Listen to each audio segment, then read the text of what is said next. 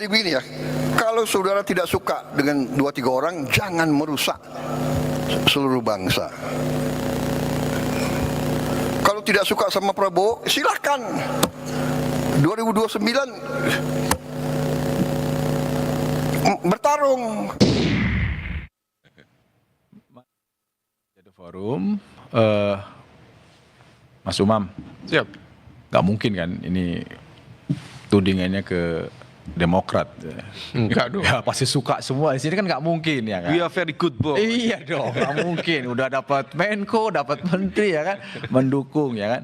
Tapi kalau bagi Demokrat nih melihat, apalagi tadi sudah ada pernyataan melegakan dari UKI mewakili PSI bahwa boleh-boleh aja semuanya mengajukan. Ini bicara soal calon wakil presiden. Bagi Demokrat ini peluang, tantangan, dan cara membacanya yang paling elegan seperti apa? Dari statement ini tadi? Iya. Saya pikir yang beliau sampaikan itu bukan semata-mata terkait dengan konteks koalisi. Kalau yang pertama tadi candaan beliau memang terkait dengan konteks koalisi. Tetapi ini terkait langsung dengan geopolitik secara umum, kemudian makropolitik di Indonesia, dan bagaimana kemudian makropolitik itu bisa menjadi fondasi yang cukup kuat untuk ditransformasikan menjadi kebijakan-kebijakan ekonomi yang tampaknya beliau sangat percaya bahwa pertumbuhan ekonomi yang mapan itu harus dijaga dengan stabilitas politik yang kuat. Itu teori lama sebenarnya, itu teori developmentalisme zaman 1960-an, era Huntington dan sebagainya.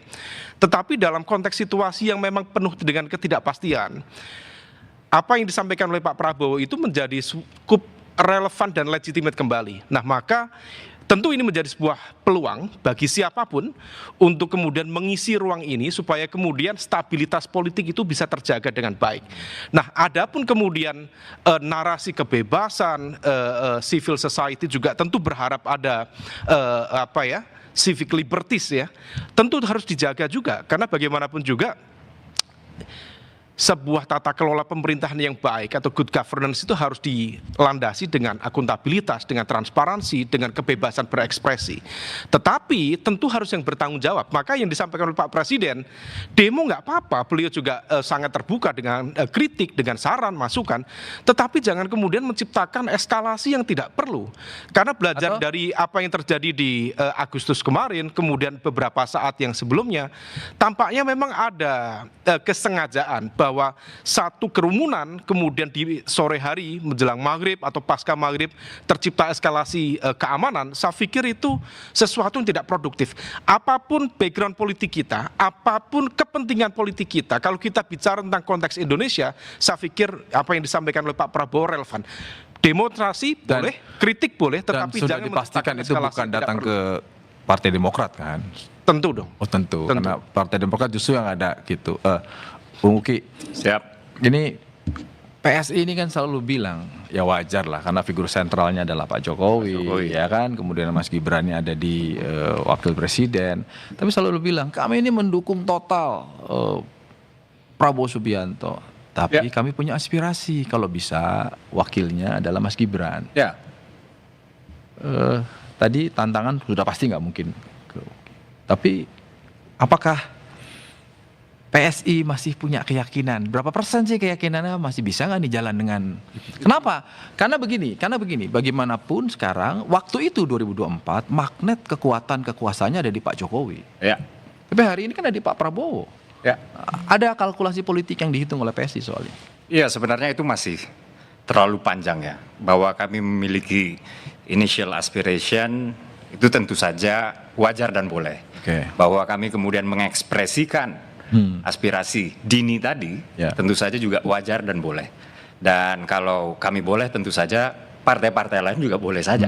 Kurang lebih seperti itu. Dan ini kan bukan dalam artian kami memaksa, bukan dalam artian kami sedang fokus menggolkan Mas Gibran untuk 2029, tidak.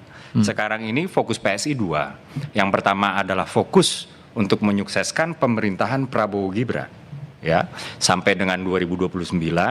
Lalu kemudian juga yang kedua adalah seperti yang diinstruksikan oleh Pak Jokowi untuk meneruskan, melanjutkan, atau bahkan menyempurnakan struktur kepengurusan sampai ke level desa garis miring kelurahan.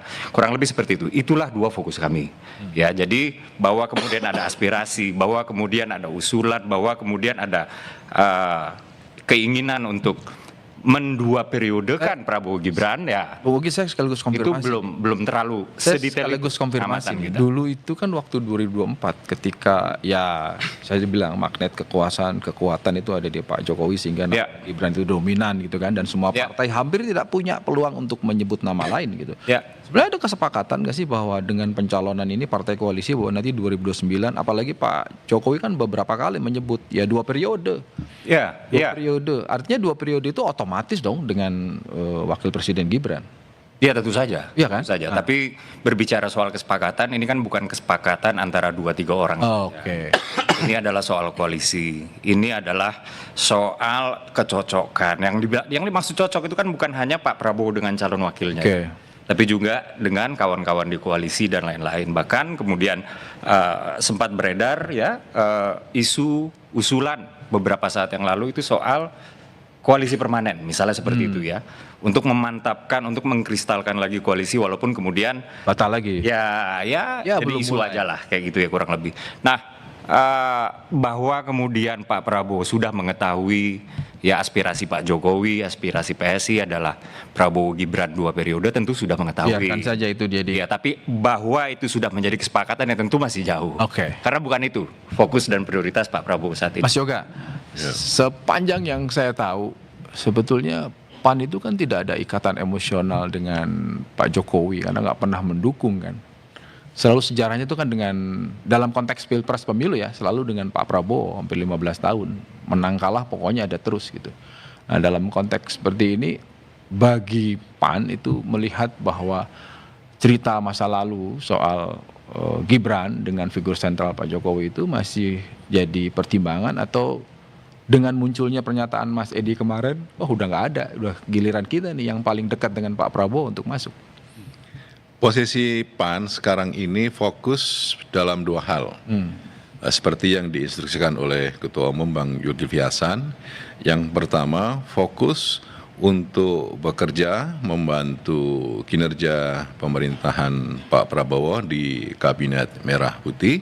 Yang kedua, mempersiapkan pemenangan pemilu 2029 untuk nambah suara, nambah kursi.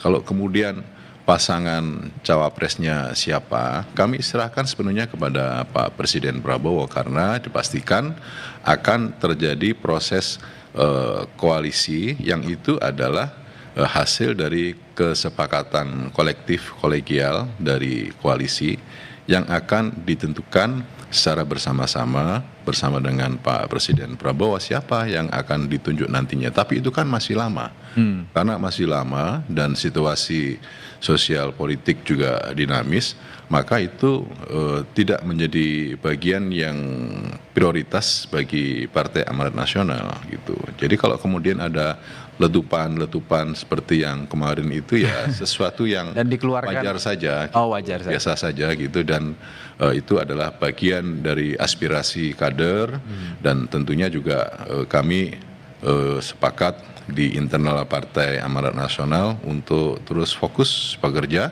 meningkatkan kinerja pemerintahan bersama dengan Pak Prabowo dan fokus untuk melakukan restrukturisasi dan persiapan pemenangan pemilu 2029. Soal kemudian ada dinamika di internal partai yang lain, kami tidak masuk pada wilayah itu. Oke. Karena itu kan bagian dari rumah tangga orang, dan tentu kami ada di luar, akan ada multi tafsir yang menjadikan kita tidak bisa melakukan sesuatu yang positif. Oke. Karena itu bukan bagian dari kami gitu. Oke. Mas Huda, kalau melihat Cak Imin ini kan banyak geser, terlalu ada di ujungnya pasti akan kembali ke Pak Prabowo, kemarin tadi dicari gitu kan. Ya kan? Nah, apa nih prioritasnya kira-kira? Karena terakhir juga menyampaikan kurang kalau 5 tahun, tambahlah 10 tahun. dengan percaya dirinya tadi disampaikan. Kira-kira apa prioritasnya? Tapi jangan dijawab dulu. Satu Meja The Forum akan segera kembali setelah yang satu ini.